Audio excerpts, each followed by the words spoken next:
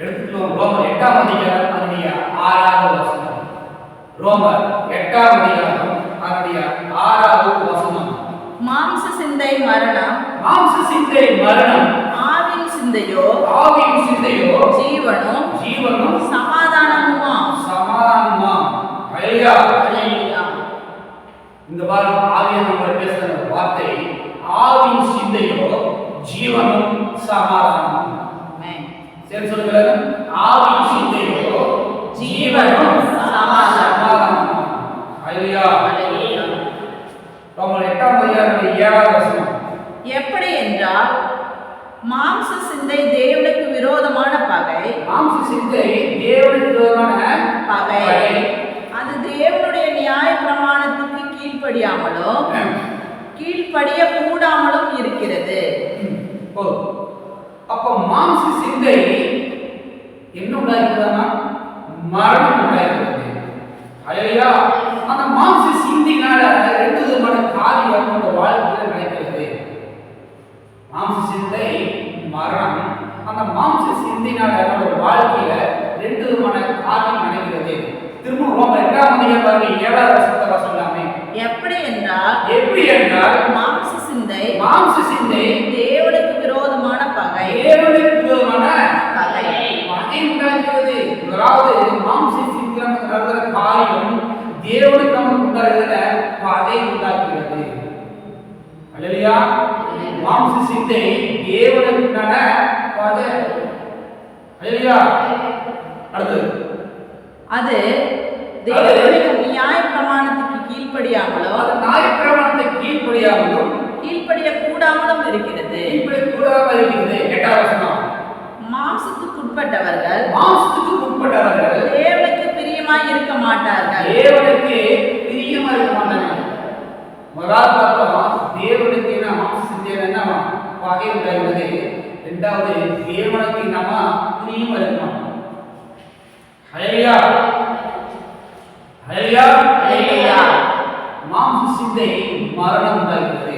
அந்த மாம்ச சிந்தையினால தேவனுக்கு நமக்கு பகை உண்டாகிறது. மாம்ச சிந்தையினால நம்ம தேவனுக்கு பிரியமா இருக்க முடியாது. ஹல்லேலூயா. மாம்ச சிந்தையினால கர்த்தருக்கு பிரியமா இருக்க முடியாது. ஆமென். கலாத்தியர் 5ஆம் அதிகாரம் 17வது வசனம். கலாத்தியர் 5ஆம் அதிகாரம் 17வது வசனம். மாம்சம் ஆவிக்கு விரோதமாகவும் ஆவி மாம்சத்துக்கு விரோதமாகவும் இச்சிக்கிறது. நீங்கள் செய்ய வேண்டும். மாம்சம் ஆவி விரோதமாகவும் ஆவி மாம்சத்துக்கு விரோதமாகவும் இச்சிக்கிறது. இந்த ரெண்டுக்கு ஒன்று சேரவே சேராது. ஹல்லேலூயா. மாம்ச ஆவிக்கு விரோதமாக போர் செய்கிறது, இச்சிக்கிறது. ஹல்லேலூயா. ஆவிக்குரிய சிந்திக்கு விடாதபடி மாம்சத்தை ஆவி என்ன தடுக்கிறது. இல்லையா? தேவனுக்கு பிரியமான காரியத்தை செய்ய நம்முடைய இதயத்துல எண்ணம் இருக்கிறது, ஆனால் மாம்சம் அதை தடுக்கிறது. தேவனுக்கு பிரியமா இருக்கக்கூடாது, ஜெபம் பண்ணக்கூடாது, ஜெபம் பண்ண வேண்டும் என்ற இதயத்துல இருக்குது, ஆனா மாம்சம் அப்புறம் ஜெபம் பண்ணிக்கலாம். இல்லையா? அப்புறம் ஜெபம் பண்ணிக்கலாம், டைம் இருக்கு அப்புறம் பண்ணிக்கலாம். ஆமென்.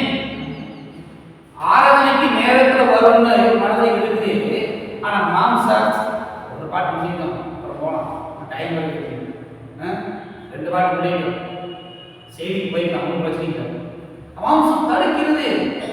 ஹல்லேலூயா. ஆவி உற்சாகமா இருக்கிறது, மாம்சமும் பலவீனமா இருக்கு. இந்த மாம்ச சிந்தினால ஆவிக்குரிய வாழ்க்கை மிகவும் என்ன பெறுமா? பலவீனமா போகிறது. ஹல்லேலூயா. கலைஞர் 6ஆம் அதிகாரம் அதனுடைய 8வது வசனம். இந்த போதனை கலைஞர் 6ஆம் அதிகாரம் அதனுடைய 8வது வசனம். தன் மாம்சத்துக்கென்று விதைக்கிறவன் மாம்சத்தினாலே அழிவே இருப்பான், ஆவிக்கென்று விதைக்கிறவன் ஆவியினாலே நித்திய ஜீவனே இருப்பான். ஹல்லேலூயா. ஹல்லேலூயா. மேல பார்த்தா மாம்ச சிந்தை மரணம். நீங்க என்ன விதைக்கிறீங்களோ அதைத்தான் அறுக்க முடியும். நம்ம மாம்ச சிந்தையில மாம்சத்தை நம்ம என்ன பண்ண விதைச்சோம்னா மாம்சத்துக்குரிய காரியத்தை மாம்சத்தை நம்ம அழுவே அறுக்க சொல்லவே வரும். ஆமென். ஆவிக்குரிய விதைக்கும் போது என்ன பண்ணுமா? நித்திய ஜீவன் இருக்கும். ஆமென். அத மேல பார்த்தோம். ஆவின் சிந்தையோ ஜீவனும் சமாதானம். மாம்ச சிந்தை மரணம், ஆவின் சிந்தை ஜீவன். ஹல்லேலூயா. ஆமென். அப்போ தன் மாம்சத்துக்கு விதைக்கிறவன் மாம்சத்தில் அழிவை காண்பான். ஹல்லேலூயா. நம்ம மாம்சத்துக்கு என்று விதைச்சோம்னா மாம்சத்தில் அழிவை காண முடியும். உங்களை ஏற்கனவே சொல்லியிருக்கிறேன், ஆனால் இப்போ சொல்லித்தாகும். ஹல்லேலூயா. மெயினான புறம் அப்படிங்கிற ஊர்ல ஒரு தோட்டத்தில் விவசாயி அது தெரியும் தான் சொல்றேன், புறா வளர்த்து போட்டுருக்காங்க. ஹல்லேலூயா. அந்த புறாக்கள் ஏராளமான புறாக்கள் இருக்கிறது, அதற்கு ஆதாரம் அதிகமாக இருக்கிறது. ஒரு தோட்டம் அப்படிங்கும்போது கம்பு சோளா எல்லாமே இருக்கிறது. ஆமென். இப்படியாக இருக்கும்போது ஒரு காக்கா அந்த புறாக்களை பார்த்து கொண்டு இருக்கிறது. ஹல்லேலூயா. அதுக்கு ஏராளமான ஆதாரம் இருக்கிறது, ஆனால் காக்காய்க்கு ஆதாரம் இல்லை. அதை திருடி சாப்பிடணும், யாராவது கொடுத்து போகணும் இருக்குது. இந்த காக்கா தினமும் பார்த்து கொண்டு இருக்கிறது. அவளை தினமும் காலை எழுந்தவுடன் ஒவ்வொரு புறாவும் ஹல்லேலூயா ஆமென் பிரைஸ் காட் அப்படின்னு சொல்றாங்க. ஹல்லேலூயா. இந்த காக்காவும் ஒரு வாரமா ட்ரை பண்ணிட்டே இருக்கு. ஹல்லேலூயா. காக்காவோட வயசு எப்படி இருக்கும்? வித்தியாசமா இருக்கும். ஆமீன் சொல்றதுக்கும் ஹல்லேலூயா சொல்றதுக்கும் காக்காவோட வயசு வித்தியாசமாக இருக்கும். ஆனாலும் அந்த கூட்டத்துல போய் எப்படி சேரணும். ஹல்லேலூயா. இப்படி காலையில ஜெபம் பண்ணி கொண்டிருந்து திடீர்னு பாராட்டு ஆராய்ச்சி கொண்டிருந்து ஜெபம் பண்ணி முடிக்கும் போது ஆமீனா குரான் சொல்லுது. ஒரு என்ன சொல்லுது? நாம சொல்லுவோம்ல முடிச்சதுக்கு போற சார் அப்போ வந்து செய்வோம். ஒரு மணி நேரம் போகிறோம் சீக்கிரம் நாட்காலே கேட்கறே சொல்றீங்க ஒரு மணி ஆமீன் அது ஒரு போற சொல்லணும். ஆனா மத்தியத்தில் ஒரு மணி வர அதே மாதிரிதான் குரான் சொல்லி ஜெபம் பண்ணி முடிச்சதுக்கு ஆமீன் சொல்லும்போது காக்கா என்னடா வித்தியாசமான குரல் வருது, ஆமீன் வருது, ஆனா வேற மாதிரி வருது அப்படின்னு ஒரு புறாட்ட குழந்தை பார்த்து அந்த புறா குளத்துல ஒரு காக்கா உட்காந்துட்டு சொல்லுது, என்னடா நம்ம ஆமீன் சொல்லுது ஆனா வாய்ஸ் வேற மாதிரி இருக்கு அப்படின்னு. அப்புறம் மறுபடியும் எல்லாம் சொல்லி வச்சு மறுபடியும் ஆமீன் காக்கா மறுபடியும் அப்படியே சொல்லுது, என்னடா அப்புறம் எல்லாம் புறா ஹல்லேலூயா அப்படின்னு சொல்லும்போது இந்த புறா அப்படின்னு எல்லாம் போய் விசிட் பண்றாங்க. இந்த காக்கா எங்கிருந்து வரீங்க, இப்படி ஜெபத்தை கலந்துருக்கீங்க என்ன ஆப்பிரிக்கா எத்தியோப்பியாவில் போகிறேன், எங்கிருந்து வரேன் ஆப்பிரிக்கா எத்தியோப்பியாவில் அவங்க இருக்கிறேன் அப்படின்னு. எங்கள் ஊரில் கொடுத்தா கற்பாக இருப்பாங்களா அது அங்கிட்டாங்க காக்கா இப்படி தான் இருப்போம் அப்படின்னு.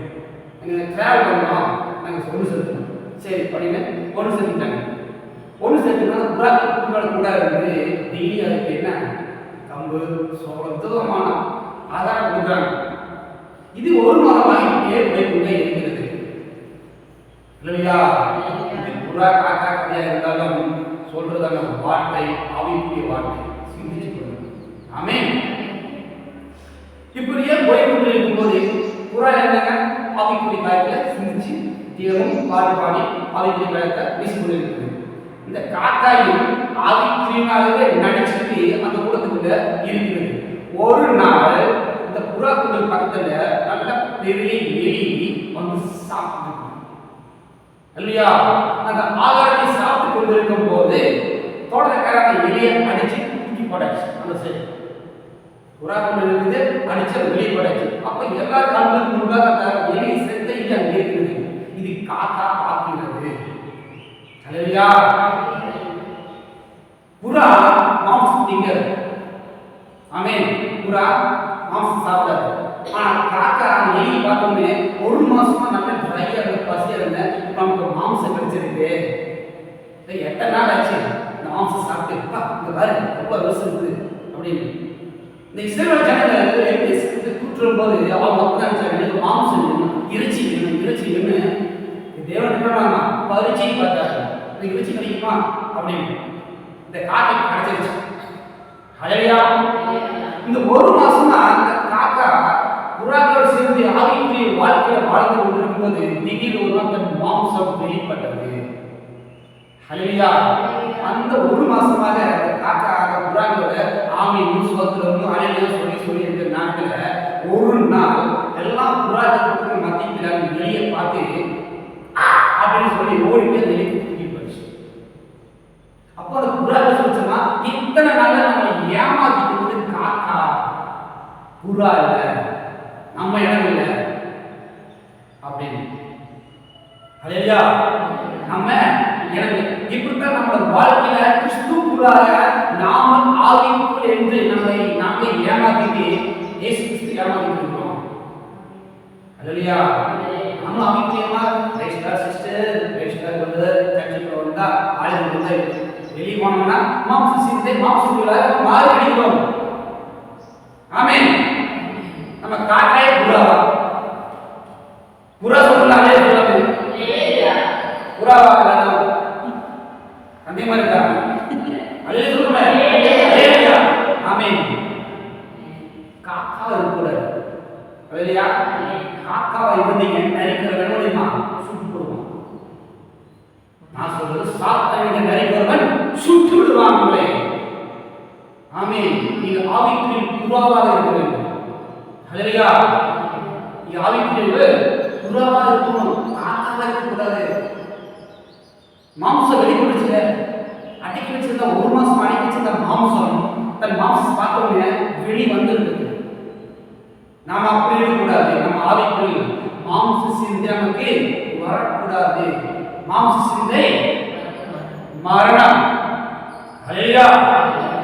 ஆமென். ரோமர் 8ஆம் அதிகாரம் 1வது வசனம். ரோமர் 8ஆம் அதிகாரம் 1வது வசனம். ஆனபடியால் கிறிஸ்து இயேசுவுக்கு உட்பட்டவர்களாய் இருந்து மாம்சத்தின்படி நடவாமல் ஆவியின்படியே நடக்கிறவர்களுக்கு ஆக்கினை தீர்ப்பில்லை. தீர்ப்பு இல்லை. ஹல்லேலூயா. ஹல்லேலூயா. ஆக்கினை தீர்ப்பு இல்லை. ஆமென். அப்ப நம்ம ஆவியின் நடக்கிறதுக்கு ஆக்கினை தீர்ப்பு இல்லை. ஆவியின் நடக்கிறவர்கள் என்ன? ஆக்கினை தீர்ப்பு மரணம். ஆவியிலே மரணம். ஹல்லேலூயா.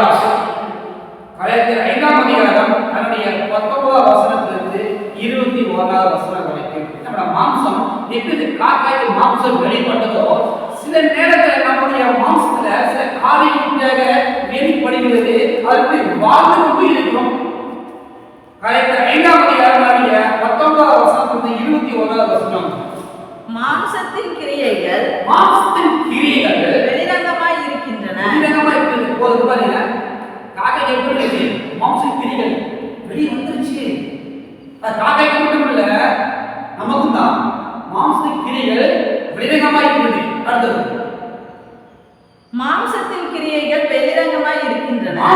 கிரியை வெளிரங்கமாய் இருக்கிறது.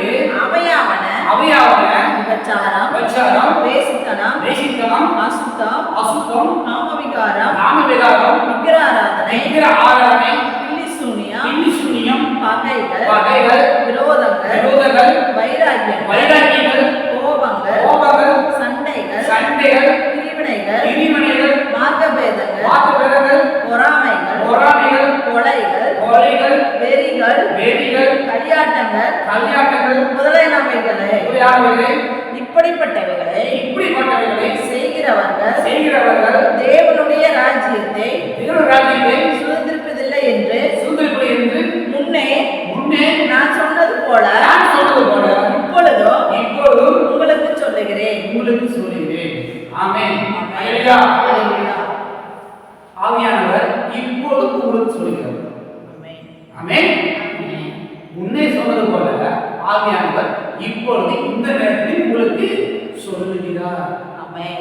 இப்படிப்பட்ட மாம்சத்தை கிரியை செய்யாம சரீரத்தில் மாம்சத்தை வெளிப்பட்டா தேவ ராஜ்யத்துல சுதந்திரிக்க முடியாது. ஹல்லேலூயா. அந்த காக்கா அந்த எலி குட்டி போனதுக்கப்புறம் தன்னோட புறாக்கூட்டத்தை சேர முடியல. ஏன்? புறாக்கூட்டத்தில் எப்படி இருந்துச்சு? ஜெபம் இருந்துச்சு, துதி இருந்துச்சு, ஆராதனை இருந்துச்சு, ஒருவராக எப்படி அன்பு இருந்து பிரேஸ்கர ஆவி சொன்னாங்க. அந்த ராஜ்யத்தை விட்டு அந்த காக்கா வெளியே போயிடுச்சு. இதனால மாம்சத்தினால வெளியே போயிடுச்சு. அதே மாதிரி நம்ம ஆவிக்குரிய நம்ம இப்படிப்பட்ட மாம்சத்தை தீவிர சரீரத்தில் இருந்ததுன்னா தேவ ராஜ்யத்தை சுதந்திரிக்க முடியாது. ஆமென். 18 விதமான காரியங்கள் இங்கே மாம்சத்தில் கொடுக்கப்பட்டிருக்கிறது. ஆமென். 19 வசனத்திலிருந்து 21 வசனம் வரைக்கும் 18 விதமான மாம்ச கிரியைகள் நம்முடைய சரீரத்திலே ஆளுகை செய்து கொண்டிருக்கிறது. ஹல்லேலூயா. இது நம்ம கிரியை செய்து கொண்டிருந்ததுன்னா நம்ம தேவ ராஜ்யத்துக்கு போக முடியாது. ஹல்லேலூயா. ஆமென். கலாத்தியர் 5ஆம் அதிகாரம் 25வது வசனம். கலாத்தியர் 5ஆம் அதிகாரம் 25வது வசனம். நாம் ஆவியினாலே பிழைத்திருந்தால் ஆவிக்கேற்றபடி நடக்கவும் கடவோம். ஹல்லேலூயா. நம்ம ஆவிக்கேற்றபடி பிழைத்தால் என்ன பண்ணணும்? படிங்க. கலாத்தியர் 5ஆம் அதிகாரம் 25வது வசனம்.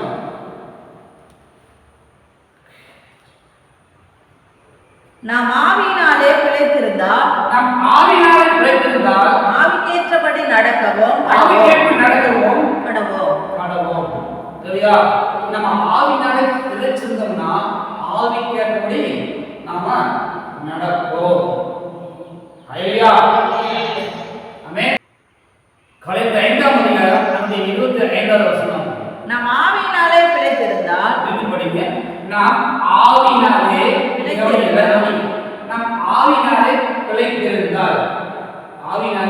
ஆவியினாலே பிழைத்திருந்தால் மாம்சத்தை பிழைச்சோம்னா அடுத்த படிங்க. ஆவிக்கேற்றபடி நடக்கவும் கடவோம். ஆவிக்கேற்ற நடக்கிறோம். நம்ம ஆவியால பிழைச்சிருந்தா மட்டும்தான் ஆவிக்கேற்ற நடக்க முடியும். நம்ம ஆவிக்கேற்ற நம்ம பிழைச்சிருக்கோமா? மாம்சத்தில் பிறந்த பிழைச்சால் இங்கே அப்படியே ஆப்போசிட் பண்ணுங்க. மாம்சத்தில் நம்ம பிழைத்திருந்தால் மாம்சத்துக்கு ஏற்றபடி நடக்கிறோம். ஹல்லேலூயா. நம்ம மாம்சத்துக்கு ஏற்ற நடக்கக்கூடாது. மாம்சத்துக்கு ஏற்றபடி நடக்கக்கூடாது. ஹல்லேலூயா. ஆவிக்கு ஏற்றபடி நடக்க வேண்டும். ரோமர் 8ஆம் அதிகாரம் 12வது வசனம். ரோமர் 8ஆம் அதிகாரம் 12வது வசனம். ஆகையால் சகோதரரே மாம்சத்தின்படி பிழைப்பதற்கு நாம் மாம்சத்துக்கு கடனாளிகள் அல்ல. ஹல்லேலூயா. நாம் யாருக்கு சொன்னோம்? கர்த்தருக்கு சொன்னோம். கர்த்தர் எப்படி இருக்கிறார்? ஆவியா இருக்கிறார். ஆமென். யோவான் 4ஆம் அதிகாரம் 2ஆம் வசனம் படிக்க வேண்டாம். தேவன் ஆவியாக இருக்கிறார். அவரை தொழுகிறவர்கள் ஆவியோடும் உண்மையோடும் தொழுகிறவர்கள் என்று விரும்புகிறார். தேவன் ஆவியா இருக்கிறாரு. நாம எப்படி இருக்கோம்? ஆவியா இருக்கிறோம், மாம்சமா இருக்கோம். ஆமென். அப்போ நம்ம மாம்சத்துக்கு நாம ஊழியம் செய்யறதுக்கு, மாம்சத்துக்கு நாம கிரியை செய்யற மாம்சம் நம்ம கடனாளிகள் அல்ல, நம்ம ஆவிக்குரியவர்கள். இந்த மாம்சத்துக்கு தேவையானது நீங்க ஆவிக்குரிய ஆண்டோட இயேசு ஆவியானவரை கேட்கும்போது மட்டும்தான் நம்ம ஆவிக்குரியவர்களாக நம்ம இருக்க முடியும். இந்த மாம்சத்துக்கு தேவை நீங்க மாம்சத்துல போய் நீங்க கேட்டீங்கன்னா நீங்க கடன் வாங்குற மாதிரி. ஹல்லேலூயா. ஆமென். தன் தகப்பனிடத்துல 10,000 ரூபாய் கேட்டா அது கடனா? தன் சொந்த தகப்பனிடத்துல அப்பனே 10,000 ரூபாய் பணம் கொடுங்கன்னா 10,000 பணம் கொடுக்குறாரு, அது கடனா? இல்ல.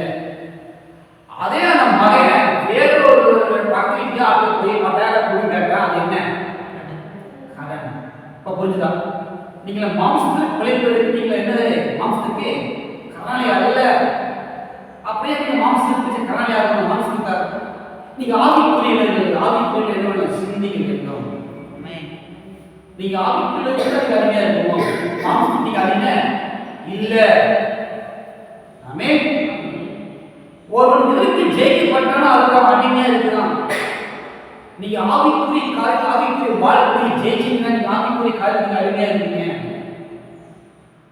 ஆமென். ஆனா நீங்க எதுக்கு நீங்க ஜெயிப்பீங்க? மாம்சத்துக்கு நீங்க ஜெயிச்சீங்கன்னா நீங்க மாம்சத்துக்கு அடிமையா இருக்கீங்க. மாம்சத்துக்கு அடிமையா இருக்கீங்கன்னா அது மரணம். ஆவியில் மரணமாயிருக்கும், ஆத்மா மரணமாயிருக்கும். நீங்க ஆவிக்குரிய வாழ்க்கைக்கு நீங்க அடிமையா இருந்தீங்கன்னா அது நித்திய ஜீவன், சமாதானம் கிடைக்கும். ஆமென். ஹல்லேலூயா. ஆமென். அப்ப நீங்க மாம்சத்துக்குரிய வாழ போறீங்களா, ஆவிக்குரிய வாழ போறீங்களா? ஆமென். ஹல்லேலூயா. மாம்சத்துக்குரியவர்களை சிந்திக்கிறான், ஆவிக்குரியவர்களை சிந்திக்கிறான். ஆமென். இங்க நான் எப்படி ஆண்டவர்கிட்ட பேச போறேன், இன்னைக்கு யாருக்கு சுவிசேஷம் சொல்லணும், இன்னைக்கு கதை என்ன பண்ணணும், இது ஆவிக்குரிய சிந்தனை. ஆமென். காலையில எழுந்திரிச்சோன்னா எவன் ஏமாத்தலாம், எவன் வந்து பணத்தை கொடுக்கலாம், எப்படி வீடு கட்டுறது, எப்படி வந்து வளர்ச்சி போடுறது, இதுல என்ன மாம்ச சிந்தனை. இந்த சிந்தனைனால ஏதாவது பிரயோஜனம் உண்டா? மாம்ச சிந்தனையால இன்னைக்கு எவ்வளவு சம்பாதிக்கலாம் ஏதாவது பிரயோஜனம் உண்டா?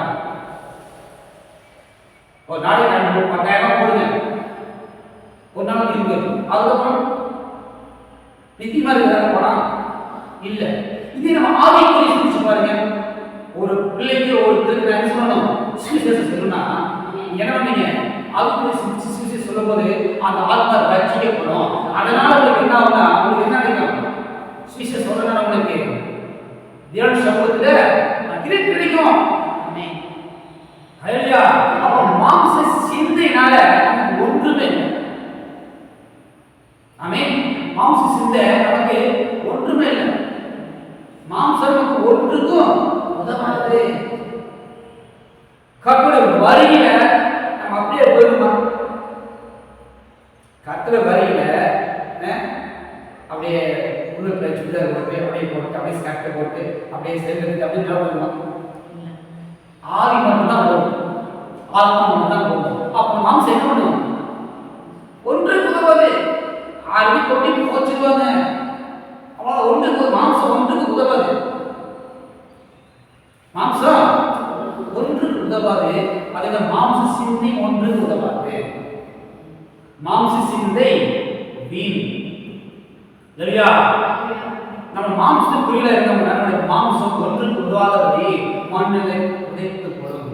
நம்ம ஆவிக்குரிய சிந்திக்கும் போது தேவனுடைய வரியில இந்த ஆத்மா நம்ம ஆவியை எடுத்துக்கொள்ளப்படும்.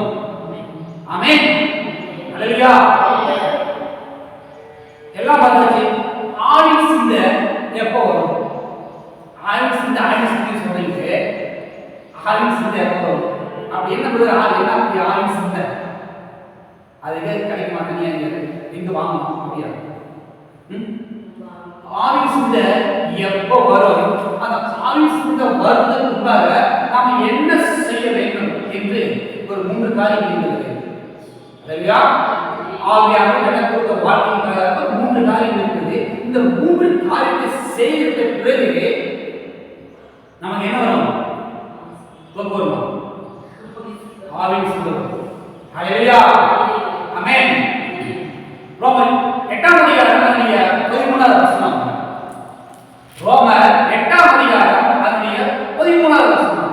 மாம்சத்தின்படி பிழைத்தால் கவனிங்க, மாம்சத்தின்படி பிழைத்தால் சாவீர்கள். ஆவியினாலே சரீரத்தின் செய்கைகளை அழித்தால் பிழைப்பீர்கள். ஹalleluya, ஆமென். மாம்சத்தின்படி பிழைத்தால் சாவீர்கள். மாம்சத்தின்படி பிழைத்தால் சாவீர்கள். இங்கே வார்த்தை வருது, மாம்சத்தின்படி பிழைத்தால் சாவீர்கள். ஹalleluya. அப்ப என்ன மாம்சம் பிழைக்காத ஃபர்ஸ்ட் நம்ம மாம்சம் பிழைக்கிறோம், எப்படி பிழைக்காம இருக்குது அப்படிங்கிற கேள்வி வரும். மாம்சப்படி பிழைக்கூடாது. நம்ம மாம்சம் இருக்குது, கண்ணமும் காதல் இருக்குது, எல்லாம் நம்ம ஆவியாக ஆகியிருக்கிறதா? அடுத்த ஆவியினாலே சரீரத்தின் செய்கைகளை அழித்தால் பிழைப்பீர்கள். ஆவியினாலே சரீரத்தின் செய்கைகளை சரீரத்தின் செய்கைகளை அழித்தால் பிழைப்பீர்கள். ஹalleluya. நீங்க டெய்லி ஆவியினாலே என்ன பண்ணணும்? என்கவுண்டர் பண்ணணும்.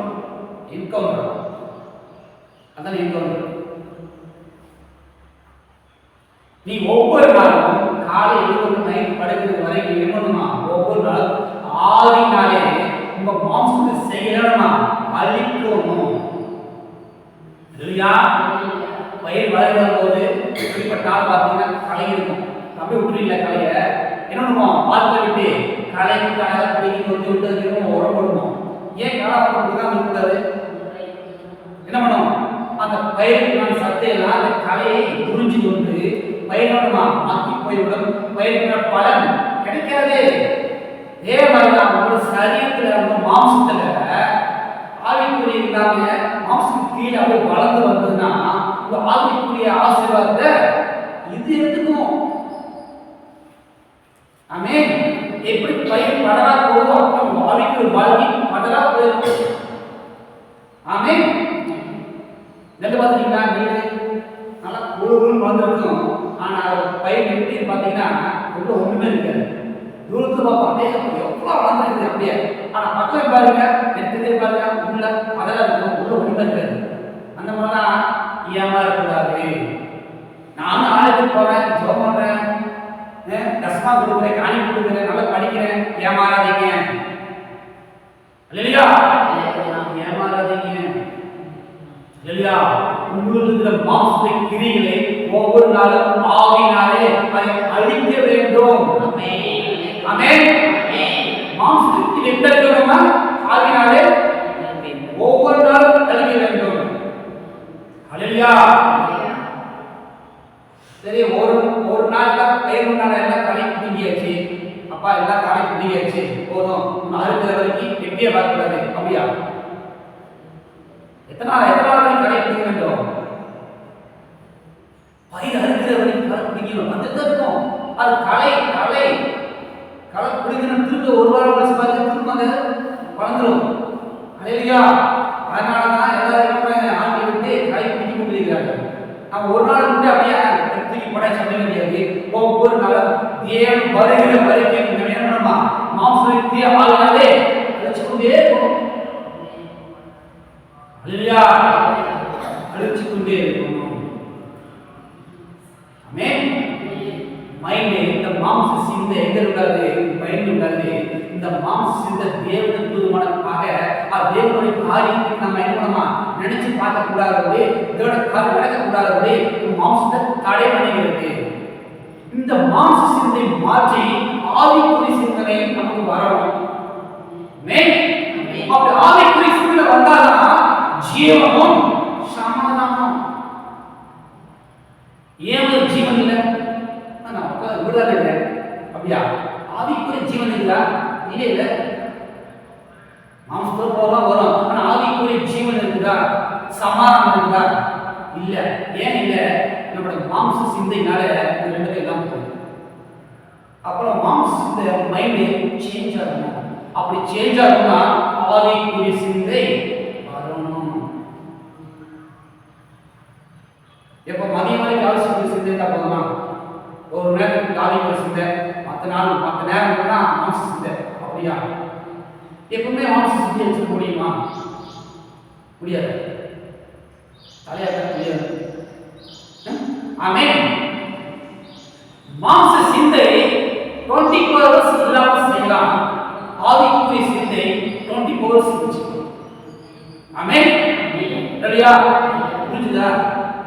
மாம்ச சிந்தை 24 மணி நேரம் இல்லாதவரை பண்ணலாம். ஆனா ஆவிக்குரிய சிந்தை 24 மணி நேரமும் பண்ணலாம். சரியா? ஒரு ஆஸ்திகாரன் 24/7 hours சர்வீஸ் போடுறான். 24 மணி நேரம் 7 நாள் தான் ஓப்பனாக போடுறான். நம்ம சிந்தை எப்படி இருக்குது? மாம்ச சிந்தை 24/8 3/25 வருஷம் தான் மாம்ச சிந்தை. மாம்ச சிந்தை மரணம், ஆவின் சிந்தையோ சொல்லுங்க ஜீவனும் சமாதானம். உங்களுக்கு ஆவிக்குரிய ஜீவன் வேணும்னா ஆவிக்குரிய சிந்தை உங்களுக்கு வேணும். அல்லேலூயா. அதுக்கு முதலாவது மாம்ச கிரியை ஆவினாலே அழிக்கப்பட வேண்டும். ஆமென். அந்த ஆவி எங்க கஷ்டம் இருக்கும்? அப்படியே ஆவி அழிக்க சொல்றீங்க. அப்ப ஆவி எங்க கிடைக்கும்? ஆமென். ஆவினாலே மாம்ச கிரியை நம்ம அழிக்கப்பட வேண்டும். அல்லேலூயா. உன்னதத்திலிருந்து வருகிற பலன் என்ன பண்ணுவாங்க? நம்மளை நிரப்பும். அல்லேலூயா. ஆவியானவரை நமக்குள்ள நிரப்ப வேண்டும். ஒவ்வொரு நாளும் நம்ம நிரப்பணும். அல்லேலூயா. அல்லேலூயா. ஆமென். ஹோட்டலுக்கு சாப்பாடு கேட்கணுமா? ஃபர்ஸ்ட் குழம்பு சட்னி கேட்கணுமா? ஃபர்ஸ்ட் என்ன கேட்போம்? சாப்பாடு கொடுக்கணும். அப்ப என்ன பண்ணுவாங்க? அடுத்து சாம்பார் பத்தலை வைப்பாங்க. எடுத்து சாம்பாரை நல்ல 2 வாட்டி ஊற்றிட்டு அதுக்கப்புறம் சாப்பாடு போனா ஃபர்ஸ்ட் என்ன பண்ணுவாங்க? சாப்பாடு கொடுக்கணும். ஆமென். அப்ப நம்ம முதல்ல ராஜ்யத்தை நீதி தேடும்போது, நீதி ஆதாரத்தை தேடும்போது, ஆமென், பின்னாடி கூடவே மட்டன் குழம்பு, சிக்கன் குழம்பு, ரசம், பொரியல் எல்லாமே கிடைக்கும். தேவ ராஜ்யத்தை நீதி தேடும்போது மற்ற எல்லாம் சைன்ஸ் நமக்கு ஆர்டர் கொடுப்பாரு, கூடவே கொடுப்பாரு. நாம என்ன பண்றோம்? அந்த ஆதாரத்தை விட்டுறோம். குழம்பு, மட்டன் குழம்பு, சிக்கன் குழம்பு தூக்கி போயிடும். அல்லேலூயா. அப்போ உன்னதத்துல இயேசு கிறிஸ்து நமக்கு என்ன செய்யறாங்க? ஆவிக்குரிய சகல ஆசீர்வாதங்களை என்ன செய்யறாங்க? நிச்சயிக்கிறார். அல்லேலூயா. முதலாவது மாம்சத்துடைய கிரியை என்னன்னா அழிக்கணும். அல்லேலூயா. இரண்டாவது கலைத்த 5ஆம் அதிகாரம் 19 படிமானா பார்த்தோம். 11 விதமான மாம்சத்துடைய கிரிகள். அதாவது ஒன்றாவது சொன்னா சரீரத்தை செய்யவே அழிக்கணும். என்ன செய்யணும் பார்த்தோம்னா அதே 5ஆம் அதிகாரம் 19 விதமான காரியம் இருக்குது. அந்த மாம்சத்தை கீழே வரணும்னா அழிக்கணும். அல்லேலூயா. கலைத்த 5ஆம் அதிகாரம் 14 வசனம். கலைத்த 5ஆம் அதிகாரம் 14 வசனம். உன்னிடத்தில் மாம்சத்தையும் தங்கள் மாம்சத்தையும் அதன் ஆசை இச்சைகளையும் சிலுவிலே அறைந்திருக்கிறார்கள். இல்லையா? ஃபர்ஸ்ட் என்ன பார்த்தோம்? மாம்சத்துடைய கிரிகள் ஆவியினால அழிக்கணும். இரண்டாவது மாம்சத்துடைய இச்சையும் அந்த ஆசை இச்சையும் என்னமா சிலுவிலே அறையணும். இல்லையா? மாம்சத்தை ஆசை இச்சையே என்னமா சிலுவிலே அறையணும். ஹல்லேலூயா. 1 பேதுரு 3ஆம் அதிகாரம் 18வது வசனம். 1 பேதுரு 3ஆம் அதிகாரம் அதனுடைய 18வது வசனம். ஏனெனில் 1 பேதுரு 4ஆம் அதிகாரம் 1வது வசனம். இப்படி இருக்க கிறிஸ்து நமக்காக மாம்சத்திலே பாடுபட்டபடியால் நீங்களும் அப்படிப்பட்ட சிந்தையை ஆயுதமாக எடுத்துக் கொள்ளுங்கள்.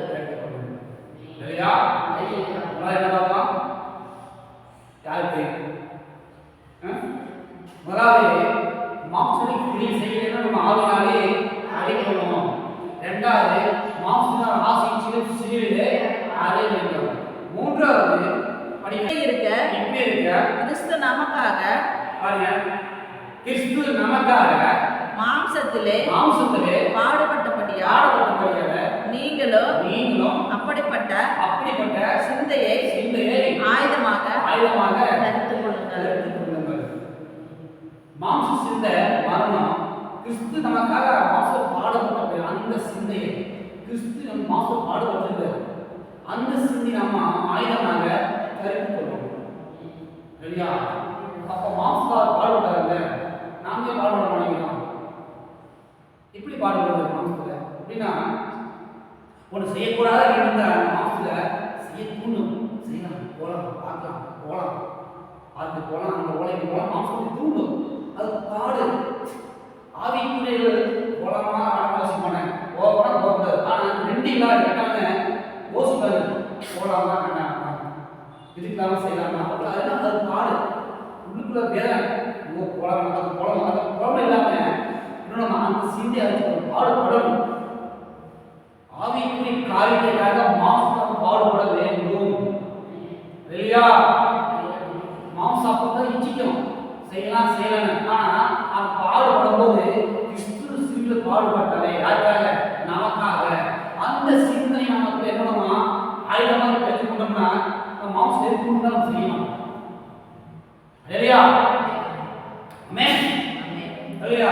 இந்த மூணு காரியத்தை செஞ்சு முடிச்சதுக்கு அப்புறம் 1 கொரிந்தியர் 6ஆம் அதிகாரம் 17ஆவது வசனம். 1 கொரிந்தியர் 6ஆம் அதிகாரம் அதனுடைய 17ஆவது வசனம். அப்படியே கர்த்தரோடு இசைந்திருக்கிறது அப்படியே கர்த்தரோடு இசைந்திருக்கிறவரும் அவருடனே ஒரே ஆவியாய் இருக்கிறார். புரியுதா? எப்போ மாம்ச சிந்தை அழிஞ்சு போய் ஆவிக்குரிய சிந்தை வருதுன்னா கர்த்தரோடு இசைந்திருக்கிறவன் அவரோட ஒரே ஆவியா இருக்கிறார். ஆமென். அப்போ மாம்ச சிந்தை எப்படி விலகும்னா எப்பவும் கர்த்தரோடு இசைந்திருக்கிற போது தேவட ஆவியாக இருக்கும். அவருடைய ஒரே ஆவியா இருக்கும். அப்போ ஒரே ஆவியா இருக்கும் மாம்ச சிந்தை வருமா? வராது. ஏன்? நம்ம அவரோட இருக்கனால ஒரே ஆவியா இருக்கனால மாம்சம் நமக்கு வராது. அல்லேலூயா. ஆமென். கலாத்தியர் 3ஆம் அதிகாரம் 3ஆவது வசனம். கலாத்தியர் 3ஆம் அதிகாரம் அதனுடைய 3ஆவது வசனம். ஆவியினாலே ஆரம்பமான நீங்கள் இப்பொழுது மாம்சத்தினாலே இது பெறப் போகிறீர்களோ? நீ இத்தனை புத்தினங்க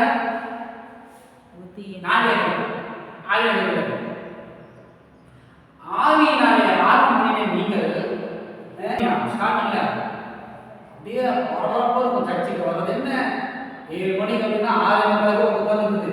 எப்படா குழப்பாங்க ஆரம்பத்துல எல்லா வேலையும் செய்யுது. கிறிஸ்துவுக்காக எல்லாத்தையும் தூக்கி போட்டு அப்படியே மாமாச்சா அத்தனைக்கு கொடுப்பாங்க. அப்படியே நேரத்தை மனசு ஆரம்பத்துல இதெல்லாம் நான் சர்ச்சுக்கு தான் போவேன்.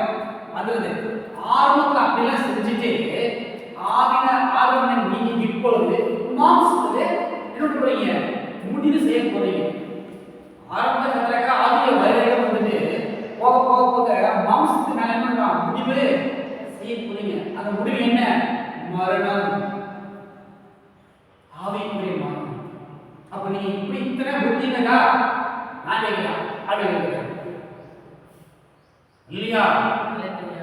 ஓட்டத்தை தொடங்கி அதை முடிக்கணும். முடிக்காம போகக்கூடாது. அதை கற்று செய்த மாம்ச சிந்தை மரணம், ஆவின் சிந்தையோ ஜீவனும். இல்லையா? மேல எழுதிக்கலாம்.